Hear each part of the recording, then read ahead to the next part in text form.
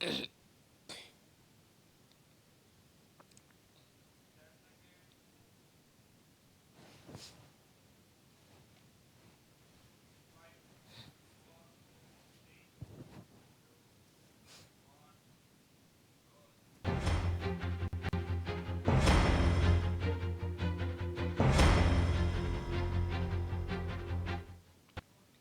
श्री अकाल पंजाब देख रहे दर्शकों का स्वागत है। मैं हाँ जगदीश संधू। बुलेटिन की शुरुआत करते हैं हैडलाइनस दे नाल।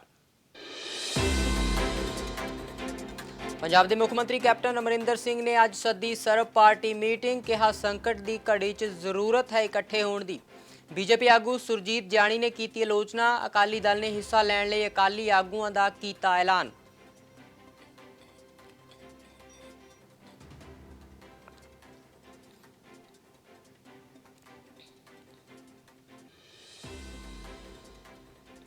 संयुक्त किसान मोर्चे वालों वड्डा ऐलान। 6 फरवरी को सारे भारत चक्का जाम करने का ऐलान। 12 बजे तो 3 बजे तक आवाजाही रहेगी बंद। खेती कानूनों खिलाफ दिल्ली दी सरहदां ते लगातार डटे ने किसान।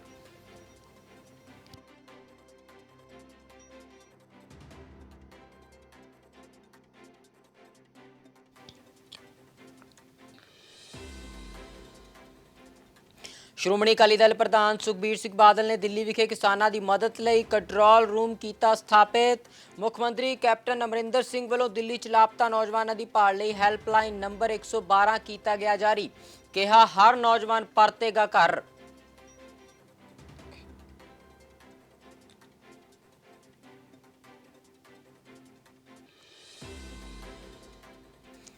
वित्ती साल 2021-22 ਲਈ देश का आम बजट सोमवार को किया गया पेश। वित्त मंत्री निर्मला सीतारमण ने किया पेपरलैस बजट पेश। बजट से आम लोगों दी प्रतिक्रियावां आईयां सामने। कहा उम्मीद ते खरा नहीं उतरिया बजट।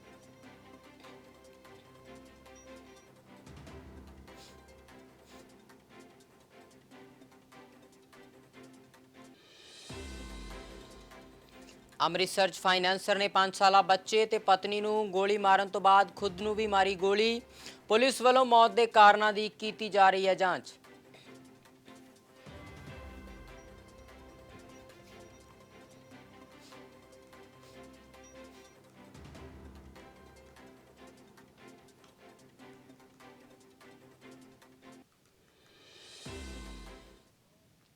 ਤੇ ਹੁਣ ਕਰਦੇ ਹਾਂ ਖਬਰਾਂ ਦਾ ਵਿਸਥਾਰ। ਸਭ ਤੋਂ ਪਹਿਲਾਂ ਗੱਲ ਕਰਾਂਗੇ ਪੰਜਾਬ ਦੇ ਮੁੱਖ ਮੰਤਰੀ ਕੈਪਟਨ ਅਮਰਿੰਦਰ ਸਿੰਘ ਵੱਲੋਂ ਸੱਦੀ ਗਈ ਸਰਬ ਪਾਰਟੀ ਮੀਟਿੰਗ ਦੀ। ਕਿਸਾਨ ਅੰਦੋਲਨ ਦਰਮਿਆਨ ਪੈਦਾ ਹੋਈ ਸਥਿਤੀ ਦੇ ਚੱਲਦਿਆਂ ਮੁੱਖ ਮੰਤਰੀ ਕੈਪਟਨ ਅਮਰਿੰਦਰ ਸਿੰਘ ਨੇ ਆਲ ਪਾਰਟੀ ਮੀਟਿੰਗ ਬੁਲਾਈ ਹੈ। ਇਸ ਦੀ ਜਾਣਕਾਰੀ ਮੁੱਖ ਮੰਤਰੀ ਵੱਲੋਂ ਟਵੀਟ ਕਰਕੇ ਦਿੱਤੀ ਗਈ ਹੈ। ਉਹਨਾਂ ਆਖਿਆ ਕਿ ਕਿਸਾਨੀ ਅੰਦੋਲਨ ਨੂੰ ਲੈ ਕੇ ਅੱਜ ਆਲ ਪਾਰਟੀ ਮੀਟਿੰਗ ਸੱਦੀ ਗਈ ਹੈ। उन्होंने कहा है कि संकट की इस घड़ी के सारिया पार्टियां इकट्ठे होने की जरूरत है। मुख्यमंत्री ने कहा है कि किसान अपनी होंद की लड़ाई लड़ रहे हैं, लिहाजा सारिया पार्टियां मौजूदा समय की अहमियत देखते हुए सियासत तो उपर उठ के सोचने की जरूरत है।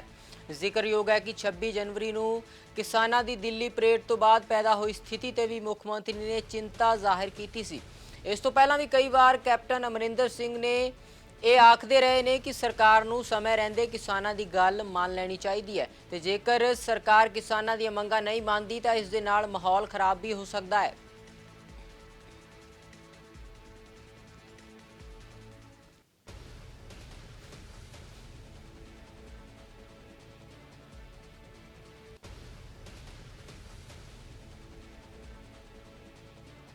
सो कैप्टन वालों सद्दी गई है सर्व पार्टी मीटिंग बेहद अहम मनी जा रही है। इस ते पंजाब दीयां सारियां सियासी पार्टियां नूं सद्दिया गया है ते इस ते विचार चर्चा करन तो बाद दिल्ली विच पैदा हुई स्थिति नूं लैके अगे दी रणनीति तय की जाएगी।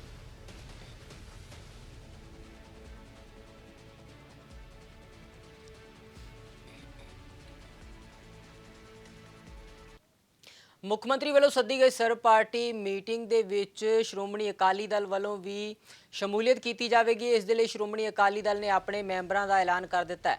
डॉक्टर दलजीत सिंह चीमा, प्रोफैसर प्रेम सिंह चंदू माजरा ते महेश इंदर सिंह गरेवाल श्रोमणी अकाली दल वालों इस सर्व पार्टी मीटिंग दे विच हिस्सा लैणगे। सो मुख विरोधी पार्टियां भी शामिल हो रही ने इस मीटिंग दे विच। ਇਹ ਅਜਿਹੇ ਸਮੇਂ ਦੇ ਵਿੱਚ ਜਦੋਂ ਕਿਸਾਨੀ ਸੰਕਟ ਦੇ ਵਿੱਚ ਹੈ, ਦੂਜੇ ਪਾਸੇ ਕੇਂਦਰ ਸਰਕਾਰ ਵੱਲੋਂ ਵੀ ਕਿਸਾਨਾਂ ਤੇ ਮੁਕੱਦਮੇ ਦਰਜ ਕੀਤੇ ਗਏ ਨੇ। ਪੰਜਾਬ ਦੇ ਵਿੱਚ ਆ ਕੇ ਵੀ ਗ੍ਰਿਫਤਾਰੀ ਕੀਤੀ ਗਈ ਹੈ ਨੌਜਵਾਨਾਂ ਦੀ। ਸੋ ਪੰਜਾਬ ਦੇ ਵਿੱਚ ਸਿਆਸੀ ਪਾਰਟੀਆਂ ਇਕੱਠੀਆਂ ਹੁੰਦੀਆਂ ਦਿਖਾਈ ਦੇ ਰਹੀਆਂ ਨੇ। ਕੈਪਟਨ ਵੱਲੋਂ ਸੱਦੀ ਗਈ ਇਸ ਸਰਬ ਪਾਰਟੀ ਮੀਟਿੰਗ ਦੇ ਵਿੱਚ ਸ਼੍ਰੋਮਣੀ ਅਕਾਲੀ ਦਲ ਵੱਲੋਂ ਹਿੱਸਾ ਲੈਣ ਵਾਲੇ ਮੈਂਬਰਾਂ ਦਾ ਐਲਾਨ ਕਰ ਦਿੱਤਾ ਗਿਆ। ਸੋ ਕਿਤੇ ਨਾ ਕਿਤੇ ਚੰਗੀ ਗੱਲ ਹੈ, ਪੰਜਾਬ ਦੇ ਵਿੱਚ ਸਿਆਸੀ ਪਾਰਟੀਆਂ ਇਕੱਠੀਆਂ ਹੋ ਰਹੀਆਂ ਨੇ ਇਸ ਮੁੱਦੇ ਨੂੰ ਲੈ ਕੇ, ਤਾਂ ਕਿ ਕੇਂਦਰ ਸਰਕਾਰ ਵੱਲੋਂ ਨੌਜਵਾਨਾਂ ਦੇ ਖਿਲਾਫ ਜੋ ਮਾਮਲੇ ਦਰਜ ਕੀਤੇ ਗਏ ਨੇ ਉਹਨਾਂ ਦੀ ਲੜਾਈ ਇਕੱਠਿਆਂ ਲੜੀ ਜਾਵੇ ਤੇ ਨੌਜਵਾਨਾਂ ਦੀ ਰਿਹਾਈ ਕਰਾਈ ਜਾਵੇ ਤੇ ਉਹਨਾਂ ਨੂੰ ਇਨਸਾਫ ਵੀ ਮਿਲੇ।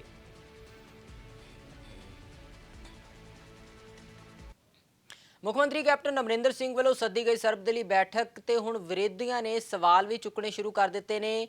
2 ਫਰਵਰੀ ਨੂੰ ਮੁੱਖ ਮੰਤਰੀ ਨੇ ਮੀਟਿੰਗ ਸੱਦੀ ਹੈ। ਸਰਬਦਲੀ ਮੀਟਿੰਗ ਦੀ ਸੁਰਜੀਤ ਜਿਆਣੀ ਵੱਲੋਂ ਇਸ ਨੂੰ ਡਰਾਮਾ ਦੱਸਿਆ ਗਿਆ ਹੈ।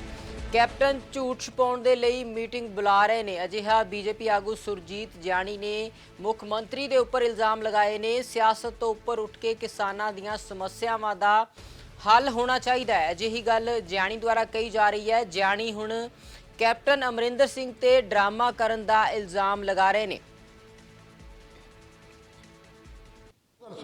ਕੈਪਟਨ ਸਾਹਿਬ ਦੀ ਮੈਨੂੰ ਤਾਂ ਕੋਈ ਸਮਝ ਆਉਂਦੀ ਨਹੀਂ, ਔਰ ਕੈਪਟਨ ਸਾਹਿਬ ਤਾਂ ਜਿਹੜੇ ਆਪ ਦੇ ਜਿਹੜੀ ਝੂਠ ਮਾਰੀ ਹੋਈ ਸੀ ਉਹਦੇ ਤੇ ਪਰਦੇ ਪਾਉਣ ਲੱਗੇ ਹੋਏ ਨੇ ਵੀ ਮੇਰੇ ਪੰਨੀ ਗੱਲ ਕੋਈ ਨਾ ਆਵੇ, ਉਧਰ ਬੀਜੇਪੀ ਨੂੰ ਬਦਨਾਮ ਕਰਨ ਵਾਸਤੇ ਬੀਜੇਪੀ ਤੇ ਗੱਲ ਜਾਵੇ। ਇਹ ਤਾਂ ਇਹ ਗੱਲਾਂ ਅੱਛੀ ਨਹੀਂ ਹੈਗੀਆਂ। ਜੇ ਰਾਜਨੀਤੀ ਗੱਲ ਕਰਨੀ ਹੈ ਤਾਂ ਸਾਲ ਬਾਅਦ ਇਲੈਕਸ਼ਨ ਅਸੀਂ ਉੱਥੋਂ ਕਰ ਲਾਂਗੇ। ਸਾਨੂੰ ਕਿਸਾਨ ਹਿੱਤ ਦੀ ਗੱਲ ਕਰਦੇ ਹੋਏ ਕਿਸਾਨਾਂ ਨਾਲ ਬੈਠ ਕੇ, ਸਰਕਾਰ ਨਾਲ ਬੈਠ ਕੇ ਔਰ ਉਹਨਾਂ ਦੇ ਕਿਸਾਨ ਦੇ ਭਲੇ ਦੀ ਗੱਲ ਜਿਹੜੀ ਹੈ ਉਹ ਸਾਰਿਆਂ ਨੂੰ ਆਪਾਂ ਨੂੰ ਮਿਲ ਕੇ ਕਰਨੀ ਚਾਹੀਦੀ।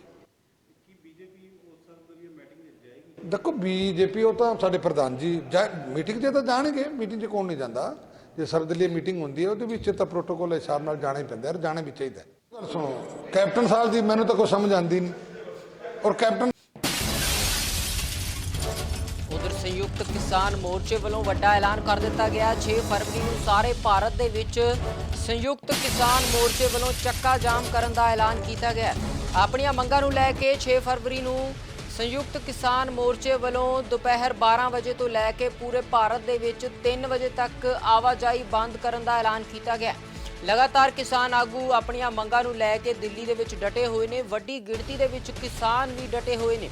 ਸੋ 6 ਫਰਵਰੀ ਦਾ ਦਿਨ ਅਹਿਮ ਹੈ ਕਿਉਂਕਿ ਇਸ ਦਿਨ ਵਿਰੋਧ ਦੀ ਇੱਕ ਹੋਰ ਕੜੀ ਇਸ ਦੇ ਨਾਲ ਜੁੜ ਰਹੀ ਹੈ, ਜਿਸ ਦੇ ਵਿੱਚ ਕਿਸਾਨ ਆਗੂਆਂ ਵੱਲੋਂ ਸੰਯੁਕਤ ਕਿਸਾਨ ਮੋਰਚੇ ਦਾ ਐਲਾਨ ਹੋਇਆ ਹੈ ਕਿ 6 ਫਰਵਰੀ ਨੂੰ ਦੁਪਹਿਰ 12 ਵਜੇ ਤੋਂ ਲੈ ਕੇ 3 ਵਜੇ ਤੱਕ ਸੰਕੇਤਕ ਰੂਪ ਦੇ ਵਿੱਚ ਚੱਕਾ ਜਾਮ ਕਰਨ ਦਾ ਐਲਾਨ ਕੀਤਾ ਗਿਆ ਹੈ। ਸੋ ਇੱਕ ਵਾਰੀ ਫਿਰ ਤੋਂ ਸੰਯੁਕਤ ਕਿਸਾਨ ਮੋਰਚੇ ਵੱਲੋਂ ਕੇਂਦਰ ਸਰਕਾਰ ਦੇ ਉੱਪਰ ਦਬਾਅ ਪਾਉਣ ਦੀ ਰਣਨੀਤੀ ਦੇ ਤਹਿਤ ਇਹ ਚੱਕਾ ਜਾਮ ਕੀਤਾ ਜਾ ਰਿਹਾ ਹੈ।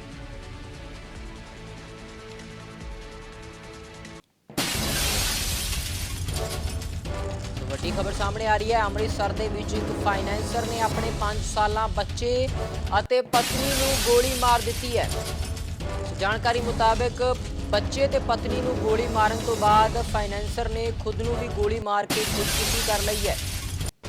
ਹਾਲਾਂਕਿ ਇਸ ਘਟਨਾ ਦੇ ਕਾਰਨਾਂ ਦਾ ਅਜੇ ਪਤਾ ਨਹੀਂ ਲੱਗ ਸਕਿਆ। ਪੁਲਿਸ ਇਸ ਮਾਮਲੇ ਦੀ ਤਫਤੀਸ਼ ਕਰ ਰਹੀ ਹੈ। ਸੋ ਪਿਛਲੇ ਕਾਫੀ ਸਮੇਂ ਤੋਂ ਇਸ ਤਰ੍ਹਾਂ ਦੀਆਂ ਘਟਨਾਵਾਂ ਸਾਹਮਣੇ ਆ ਰਹੀਆਂ ਨੇ, ਜਿਸ ਦੇ ਵਿੱਚ ਆਰਥਿਕ ਹਾਲਾਤਾਂ ਨੂੰ ਲੈ ਕੇ ਇਸ ਤੋਂ ਪਹਿਲਾਂ ਵੀ ਬਠਿੰਡਾ ਦੇ ਵਿੱਚ ਅਤੇ ਮਾਲਵਾ ਖੇਤਰ ਦੇ ਵਿੱਚ ਕੁਝ ਵਪਾਰੀਆਂ ਦੇ ਵੱਲੋਂ ਅਤੇ ਆੜਤੀ ਵੱਲੋਂ ਵੀ ਇੱਕ ਆਪਣੇ ਆਪ ਨੂੰ, ਆਪਣੇ ਪਰਿਵਾਰ ਨੂੰ ਗੋਲੀ ਮਾਰਨ ਤੋਂ ਬਾਅਦ ਖੁਦ ਨੂੰ ਖੁਦਕੁਸ਼ੀ ਕਰ ਲਈ ਗਈ ਸੀ। ਸੋ ਇਹ ਮਾਮਲਾ ਹੁਣ ਅੰਮ੍ਰਿਤਸਰ ਦਾ ਸਾਹਮਣੇ ਆਇਆ ਹੈ, ਜਿੱਥੇ ਇੱਕ ਫਾਈਨੈਂਸਰ ਨੇ ਆਪਣੇ ਬੱਚੇ ਅਤੇ ਪਤਨੀ ਨੂੰ ਗੋਲੀ ਮਾਰ ਦਿੱਤੀ ਹੈ ਤੇ ਉਸ ਤੋਂ ਬਾਅਦ ਖੁਦ ਨੂੰ ਵੀ ਗੋਲੀ ਮਾਰ ਕੇ ਖੁਦਕੁਸ਼ੀ ਕਰ ਲਈ ਹੈ। ਹਾਲਾਂਕਿ ਇਸ ਮਾਮਲੇ ਦੇ ਵਿੱਚ ਅਜੇ ਘਟਨਾ ਦੇ ਕਾਰਨਾਂ ਦਾ ਪਤਾ ਨਹੀਂ ਲੱਗ ਸਕਿਆ ਹੈ। ਇਹ ਪਤਾ ਨਹੀਂ ਲੱਗ ਸਕਿਆ ਕਿ ਇਸ ਫਾਈਨੈਂਸਰ ਨੇ ਆਪਣੇ ਪਰਿਵਾਰ ਨੂੰ ਤੇ ਖੁਦ ਨੂੰ ਗੋਲੀ ਮਾਰ ਕੇ ਖੁਦਕੁਸ਼ੀ ਕਿਉਂ ਕੀਤੀ ਹੈ। ਪੁਲਿਸ ਮੌਕੇ ਤੇ ਪਹੁੰਚ ਗਈ ਹੈ। ਪੁਲਿਸ ਦੁਆਰਾ ਇਸ ਘਟਨਾ ਦੀ ਜਾਂਚ ਕੀਤੀ ਜਾ ਰਹੀ ਹੈ।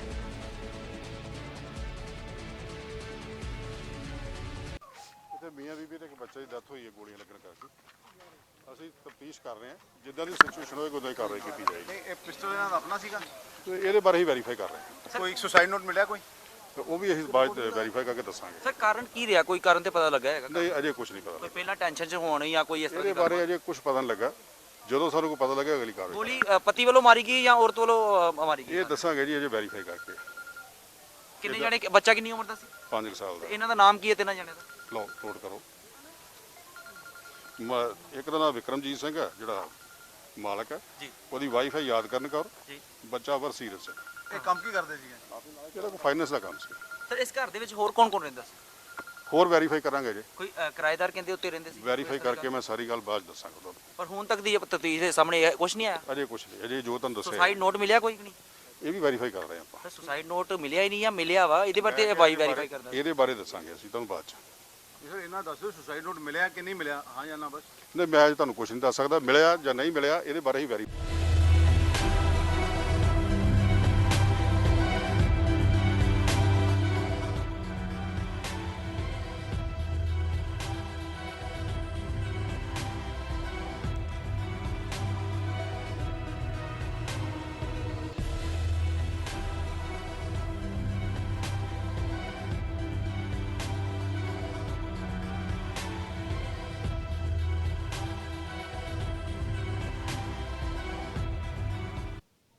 ਗੱਲ ਕਰਦੇ ਹਾਂ ਕੇਂਦਰੀ ਬਜਟ ਦੀ। ਕੇਂਦਰੀ ਵਿੱਤ ਮੰਤਰੀ ਨਿਰਮਲਾ ਸੀਤਾਰਮਨ ਵੱਲੋਂ ਸੋਮਵਾਰ ਨੂੰ 6 ਪਿਲਰਾਂ ਤੇ ਆਧਾਰਿਤ ਕੇਂਦਰੀ ਬਜਟ ਪੇਸ਼ ਕੀਤਾ ਗਿਆ।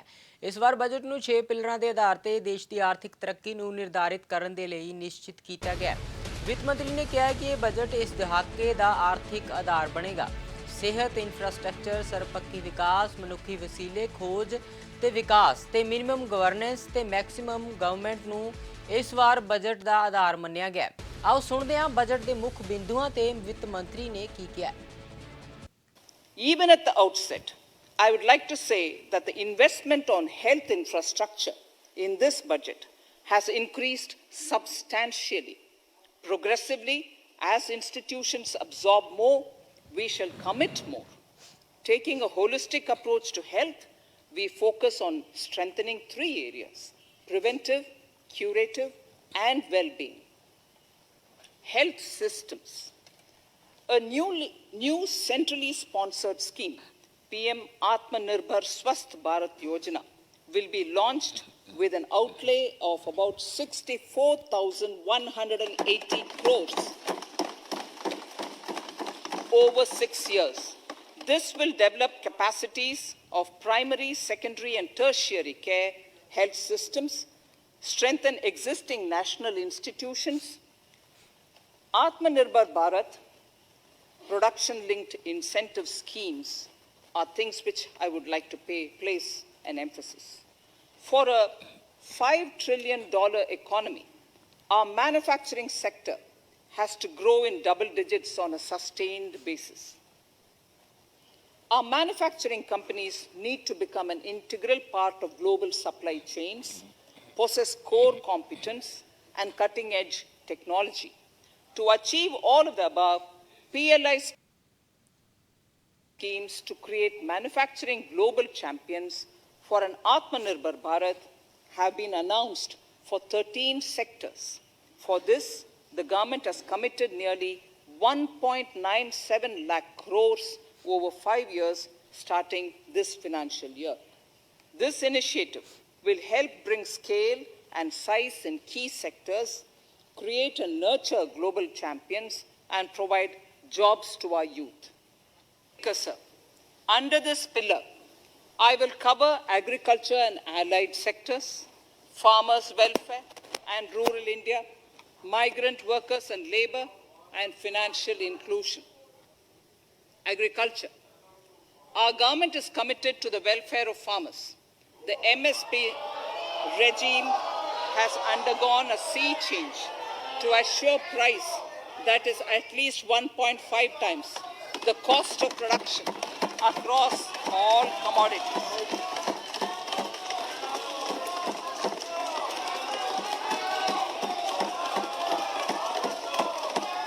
The procurement has also continued to increase at a steady pace. This has resulted in increase in payment to farmers substantially. In case of wheat, a total amount paid to farmers in 2013-14, Honorable Speaker, sir, The data that I give now is important for all honorable members to kindly hear. In case of wheat, the total amount paid to farmers in 2013-14 was 33,874 crores. In 2019-20, it was 62,802 crores. And even better, Honorable Speaker, in 2020-2021, this amount paid to farmers was 75,060 crores. Honorable Speaker, sir, I now go to the fourth pillar, reinvigorating human capital.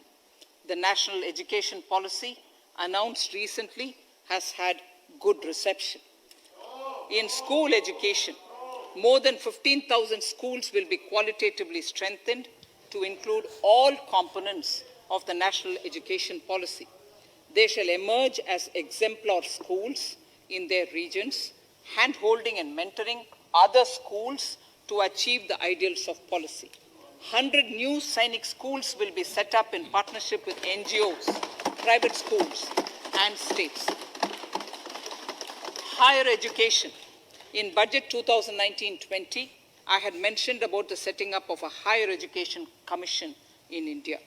We would be introducing the legislation this year to implement the same. It will be an umbrella body having 4 separate vehicles for standard setting, accreditation, regulation, and funding. Has about 40 major institutions. In 9 such cities, we will create a formal umbrella structure so that these institutions can have better synergy while also retaining their internal autonomy. A GLUE grant will be set aside for this purpose. For accessible higher education in Ladakh, I propose to set up a central university in Leh, innovation and R&D. In my budget speech of 2019, I had announced the National Research Foundation. We have now worked out the modalities, and the NRF outlay will be of 50,000 crores over 5 years. It will ensure that the overall research ecosystem in the country is strengthened with focus on identified national priority thrust areas. There has been a manifold increase in digital payments in the recent past. To give a further boost to digital transactions, ਸੋ ਤੁਸੀਂ ਵਿੱਤ ਮੰਤਰੀ ਨਿਰਮਲਾ ਸੀਤਾਰਮਣ ਦੇ ਭਾਸ਼ਣ ਨੂੰ ਸੁਣ ਰਹੇ ਸਨ। Budget ਦੇ ਮੁੱਖ ਬਿੰਦੂਆਂ ਤੇ ਉੱਤੇ ਉਹਨਾਂ ਨੇ ਕੀ ਕਿਹਾ। ਉਧਰ ਪ੍ਰਧਾਨ ਮੰਤਰੀ ਨਰਿੰਦਰ ਮੋਦੀ ਤੇ ਕੇਂਦਰੀ ਮੰਤਰੀਆਂ ਨੇ ਵੀ ਇਸ ਬਜਟ ਦੀ ਤਾਰੀਫ ਕੀਤੀ ਹੈ। ਪੀਐਮ ਨੇ ਕਿਹਾ ਕਿ ਇਹ ਬਜਟ ਦੇਸ਼ ਦੇ ਆਰਥਿਕ ਵਿਕਾਸ ਦੇ ਲਈ ਮੀਲ ਪੱਥਰ ਸਾਬਿਤ ਹੋਵੇਗਾ। ਨੌਜਵਾਨਾਂ ਦੇ ਲਈ ਰੋਜ਼ਗਾਰ ਤੇ ਮਨੁੱਖੀ ਵਸੀਲਿਆਂ ਦੇ ਵਿਕਾਸ ਦੇ ਲਈ ਬਜਟ ਵਿੱਚ ਰੱਖੀਆਂ ਤਜਵੀਜ਼ਾਂ ਦੇਸ਼ ਦੇ ਵਿਕਾਸ ਲਈ ਅਹਿਮ ਰੋਲ ਨਿਭਾਉਣਗੀਆਂ। ਉਹਨਾਂ ਵਿੱਤ ਮੰਤਰੀ ਤੇ ਉਹਨਾਂ ਦੀ ਟੀਮ ਨੂੰ ਬਜਟ ਦੇ ਲਈ ਸ਼ੁਭਕਾਮਨਾਵਾਂ ਦਿੱਤੀਆਂ ਨੇ। ਕੇਂਦਰੀ ਮੰਤਰੀਆਂ ਵੱਲੋਂ ਵੀ ਬਜਟ ਦੀ ਤਾਰੀਫ ਦੇ ਵਿੱਚ ਪ੍ਰਤੀਕਰਮ ਦਿੱਤੇ ਗਏ ਨੇ।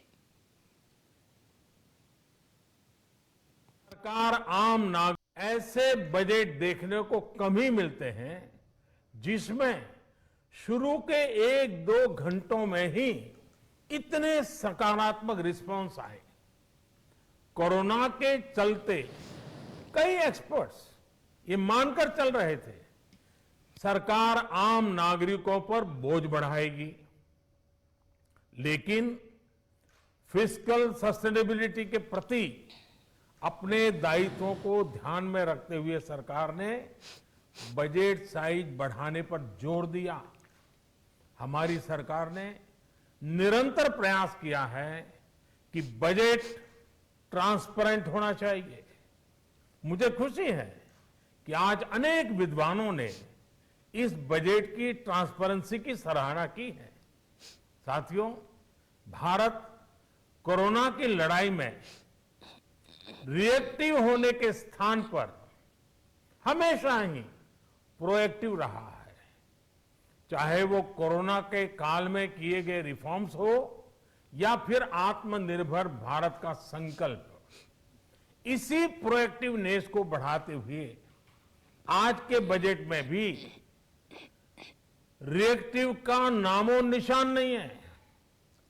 साथ ही हम एक्टिव पर स्टेटस को पर भी अटके नहीं हैं और हमने इस बजट में भी प्रोएक्टिव बजट देकर के देश के सामने प्रोएक्टिव होने का संदेश दिया है। यह बजट उन सेक्टर्स पर विशेष रूप से केंद्रित है जिनसे वेल्थ और वेलनेस दोनों ही तेज गति से बढ़ेंगे, जान भी जहान भी। इसमें एमएसएमईज और इंफ्रास्ट्रक्चर पर विशेष रूप से जोर दिया गया है। कहा यह बजट नियमों और प्रक्रियाओं को सरल बनाकर आम लोगों के जीवन में ईज ऑफ लिविंग को बढ़ाने पर इस बजट में जोर दिया गया। वर्ष 2021 का बजट असाधारण परिस्थितियों के बीच पेश किया गया है। इसमें यथार्थ का एहसास भी है और विकास का विश्वास भी है। यह बजट सभी वर्गों, बुजुर्गों, युवाओं, महिलाओं, संगठित एवं असंगठित क्षेत्र के मजदूरों, छोटे बड़े उद्यमियों की आशाएं और आकांक्षाओं को पूरा करने वाला बजट है। ऐसे सर्वस्पर्शी और सर्वसमावेशी एवं देश के जन जन के सर्वांगीण कल्याण के प्रति समर्पित आम बजट के लिए मैं आदरणीय प्रधानमंत्री श्री नरेंद्र मोदी जी का अभिनंदन करता हूं और वित्त मंत्री श्रीमती निर्मला सीतारमण जी को और उनकी टीम को बहुत बहुत बधाई देता हूं। Health and wellbeing, financial capital, inclusive growth, human capital, innovation and R&D, minimum interventions इस बजट के स्तंभ हैं जो भारत के हर क्षेत्र के विकास पर आधारित है। इंफ्रास्ट्रक्चर डेवलपमेंट पर विशेष फोकस किया गया है। स्वास्थ्य क्षेत्र में सुधारों को आगे बढ़ाया गया है। इंश्योरेंस सेक्टर में FDI की नीति में बदलाव किया गया है। MSME सेक्टर को मजबूती प्रदान की गई है। 7 मेगा टेक्सटाइल पार्क की स्थापना की जाएगी जो परिवर्तन लाएगा। शिक्षा एवं रिसर्च पर विशेष ध्यान दिया गया है। ये सभी प्रयास देश में रोजगार सृजन में बहुत बड़ी भूमिका निभाने वाले हैं। ये बजट देश को नई दिशा दिखाने वाला है। जिस तरह से रोड, पोर्ट, एयरपोर्ट, रेलवे, सब प्रकार के मूलभूत संरचनाओं को बहुत ज़्यादा मात्रा में पैसा रखा है, उससे देश भी आगे बढ़ेगा और रोजगार भी बहुत मात्रा में पैदा होगा। किसानों के लिए सबसे ज़्यादा काम मोदी सरकार ने किया है और MSP भी दिया है, APMC भी रहेगी और बाकी सब लोगों को दाम मिल रहे हैं, वही मांग थी उनकी, और उनको किसान सम्मान निधि भी मिल रहा है। तो इस सब के लिए जो धन जुटाना था उसका भी ठीक रास्ता कृषि सेस जो लगाया है वो किसानों के कल्याण के लिए है और लोग देंगे, ये मुझे पूरा विश्वास है। ਤੇ ਉਧਰ ਸਿਆਸੀ ਵਿਰੋਧੀਆਂ ਵੱਲੋਂ ਵੀ ਬਜਟ ਤੇ ਪ੍ਰਤੀਕਿਰਿਆਵਾਂ ਦਿੱਤੀਆਂ ਗਈਆਂ ਨੇ। ਸ਼੍ਰੋਮਣੀ ਅਕਾਲੀ ਦਲ ਦੇ ਪ੍ਰਧਾਨ ਸੁਖਬੀਰ ਸਿੰਘ ਬਾਦਲ ਨੇ ਕਿਹਾ ਹੈ ਕਿ ਚੰਗਾ ਹੁੰਦਾ ਜੇਕਰ PM ਮੋਦੀ ਬਜਟ ਪੇਸ਼ ਕਰਨ ਤੋਂ ਪਹਿਲਾਂ ਜਾ ਕੇ ਕਿਸਾਨਾਂ ਨਾਲ ਮੁਲਾਕਾਤ ਕਰਦੇ। ਉਹਨਾਂ ਕਿਹਾ ਕਿ ਬਜਟ ਵਿੱਚ ਕਿਸਾਨਾਂ ਲਈ ਗੱਲਾਂ ਕਰਨ ਨਾਲੋਂ ਚੰਗਾ ਹੈ ਕਿ ਉਹ ਸਮੱਸਿਆਵਾਂ ਦੇ ਹੱਲ ਵੱਲ ਧਿਆਨ ਦੇਣ। ਉਧਰ ਪੰਜਾਬ ਦੇ ਵਿੱਤ ਮੰਤਰੀ ਮਨਪ੍ਰੀਤ ਬਾਦਲ ਨੇ ਕਿਹਾ ਹੈ ਕਿ ਪੰਜਾਬ ਲਈ ਬਜਟ ਦੇ ਵਿੱਚ ਕੁਝ ਵੀ ਨਹੀਂ ਹੈ ਤੇ ਕੇਂਦਰ ਸਰਕਾਰ ਨੇ ਆਮ ਲੋਕਾਂ ਲਈ ਬਜਟ ਦੇ ਵਿੱਚ ਕੋਈ ਤਜਵੀਜ਼ ਨਹੀਂ ਰੱਖੀ। ਪਟਿਆਲਾ ਤੋਂ MP ਪ੍ਰਨੀਤ ਕੌਰ ਨੇ ਵੀ ਕੇਂਦਰੀ ਬਜਟ ਨੂੰ ਆਮ ਲੋਕਾਂ ਦੇ ਨਾਲ ਅਤੇ ਕਿਸਾਨਾਂ ਦੇ ਨਾਲ ਧੋਖਾ ਦੱਸਿਆ ਹੈ।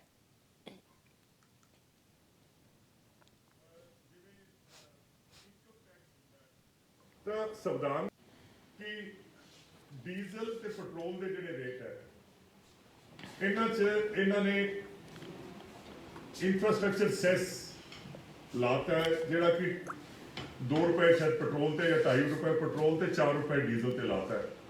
ਪਰ ਇਹਨਾਂ ਨੇ ਫਿਰ ਐਕਸਾਈਜ਼ ਡਿਊਟੀ ਜਿਹੜੀ ਹੈ 19 ਘਟਾ ਲਈ। ਇਹਦਾ ਮਤਲਬ ਡੀਜ਼ਲ ਪੈਟਰੋਲ ਦੇ ਰੇਟ ਨਹੀਂ ਵਧਣਗੇ, ਰੇਟ ਉਨੇ ਹੀ ਰਹਿਣਗੇ। ਪਰ ਇਹਦੇ 'ਚ ਹੁੰਦਾ ਕੀ ਹੈ ਕਿ ਜਿਹੜੇ ਐਕਸਾਈਜ਼ ਹੁੰਦੀ ਹੈ, ਜਿਵੇਂ ਕਸਟਮਸ ਹੁੰਦੀ ਹੈ, ਜਿਵੇਂ ਇਨਕਮ ਟੈਕਸ ਹੁੰਦਾ ਹੈ, ਤਾਂ ਸੰਵਿਧਾਨ ਦੇ ਵਿੱਚ 41% ਹਿੱਸਾ ਜਿਹੜਾ ਹੈ ਉਹ ਸਟੇਟਾਂ ਦਾ ਹੁੰਦਾ ਹੈ ਤੇ 59% ਜਿਹੜਾ ਹੈ ਉਹ ਸੈਂਟਰ ਦਾ ਹੁੰਦਾ ਹੈ। ਪਰ ਇਹਨਾਂ ਨੇ ਜਦੋਂ ਐਕਸਾਈਜ਼ ਕੱਢ ਕੇ ਤੇ ਇਹਨੂੰ ਸੈਸ ਬਣਾ ਲਿਆ, ਸੈਸ ਜਿਹੜਾ ਹੈ ਉਹ 100% ਜਿਹੜਾ ਹੈ ਉਹ ਫਿਰ ਸੈਂਟਰਲ ਗਵਰਨਮੈਂਟ ਦਾ ਬਣ ਜਾਂਦਾ। ਸੋ ਬੇਸਿਕਲੀ ਇਹਨਾਂ ਨੇ, ਮੈਂ ਸਮਝਦਾ ਹਾਲਾਂਕਿ ਇਹਨਾਂ ਨੂੰ ਕਰਨਾ ਨਹੀਂ ਚਾਹੀਦਾ ਸੀ, ਸਟੇਟਾਂ ਦੇ ਪੈਸੇ ਘਟਾਤੇ ਹੈ ਔਰ ਆਪਣੇ ਪੈਸੇ ਵਧਾ ਲਏ।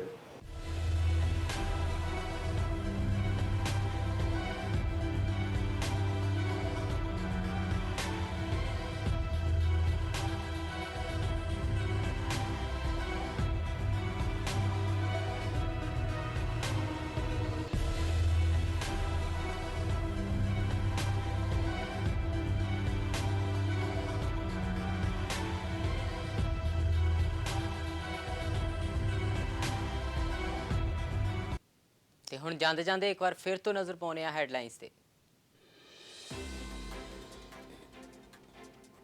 ਪੰਜਾਬ ਦੇ ਮੁੱਖ ਮੰਤਰੀ ਕੈਪਟਨ ਅਮਰਿੰਦਰ ਸਿੰਘ ਨੇ ਅੱਜ ਸੱਦੀ ਹੈ ਸਰਬ ਪਾਰਟੀ ਮੀਟਿੰਗ। ਕਿਹਾ ਸੰਕਟ ਦੀ ਘੜੀ ਵਿੱਚ ਇਕੱਠੇ ਹੋਣ ਦੀ ਜ਼ਰੂਰਤ।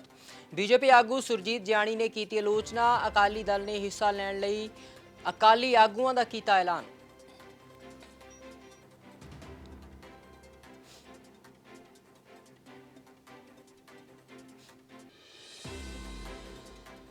ਸੰਯੁਕਤ ਕਿਸਾਨ ਮੋਰਚੇ ਵੱਲੋਂ ਵੱਡਾ ਐਲਾਨ। 6 ਫਰਵਰੀ ਨੂੰ ਸਾਰੇ ਭਾਰਤ 'ਚ ਚੱਕਾ ਜਾਮ ਕਰਨ ਦਾ ਐਲਾਨ।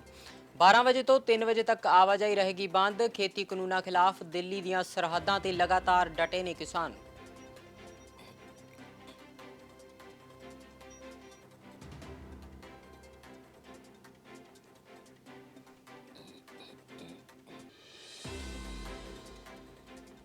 ਸ਼੍ਰੋਮਣੀ ਅਕਾਲੀ ਦਲ ਦੇ ਪ੍ਰਧਾਨ ਸੁਖਬੀਰ ਸਿੰਘ ਬਾਦਲ ਨੇ ਦਿੱਲੀ ਵਿਖੇ ਕਿਸਾਨਾਂ ਦੀ ਮਦਦ ਲਈ ਕੰਟਰੋਲ ਰੂਮ ਸਥਾਪਿਤ ਕਰਨ ਦਾ ਕੀਤਾ ਐਲਾਨ। ਮੁੱਖ ਮੰਤਰੀ ਕੈਪਟਨ ਅਮਰਿੰਦਰ ਸਿੰਘ ਵੱਲੋਂ ਵੀ ਦਿੱਲੀ 'ਚ ਲਾਪਤਾ ਨੌਜਵਾਨਾਂ ਦੀ ਭਾਲ ਲਈ ਹੈਲਪਲਾਈਨ ਨੰਬਰ 112 ਕੀਤਾ ਗਿਆ ਜਾਰੀ। ਕਿਹਾ ਪੰਜਾਬ ਦਾ ਹਰ ਨੌਜਵਾਨ ਪਰਤੇਗਾ ਘਰ।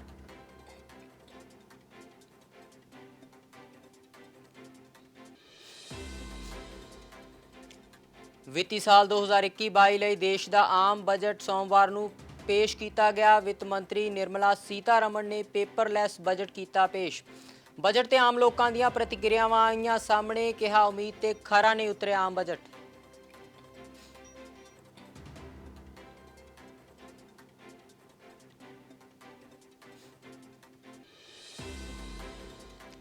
ਅੰਮ੍ਰਿਤਸਰ 'ਚ ਫਾਈਨੈਂਸਰ ਨੇ ਆਪਣੇ 5 ਸਾਲਾ ਬੱਚੇ ਤੇ ਪਤਨੀ ਨੂੰ ਮਾਰੀ ਗੋਲੀ। ਬਾਅਦ 'ਚ ਖੁਦ ਵੀ ਗੋਲੀ ਮਾਰ ਕੇ ਕੀਤੀ ਖੁਦਕੁਸ਼ੀ।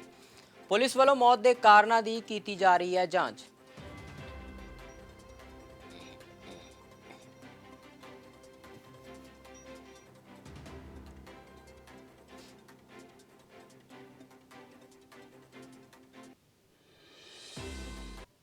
ਤੇ ਜਾਂਦੇ ਜਾਂਦੇ ਇੱਕ ਜ਼ਰੂਰੀ ਜਾਣਕਾਰੀ। ਆਪਣੇ ਕਿਸੇ ਵੀ ਸ਼ਿਕਾਇਤ ਜਾਂ ਸੁਝਾਅ ਨੂੰ ਸਾਡੇ ਨਾਲ ਸਾਂਝਾ ਕਰਨ ਦੇ ਲਈ news@fastway.in ਤੇ ਤੁਸੀਂ ਸਾਨੂੰ ਮੇਲ ਕਰ ਸਕਦੇ ਹੋ ਤੇ ਸਾਡੇ ਪ੍ਰੋਗਰਾਮ ਆਨਲਾਈਨ ਦੇਖਣ ਦੇ ਲਈ www.fastway.in ਤੇ ਲੌਗਇਨ ਵੀ ਕਰ ਸਕਦੇ ਹੋ। ਫਿਲਹਾਲ ਮੈਨੂੰ ਦਿਓ ਇਜਾਜ਼ਤ। ਧੰਨਵਾਦ।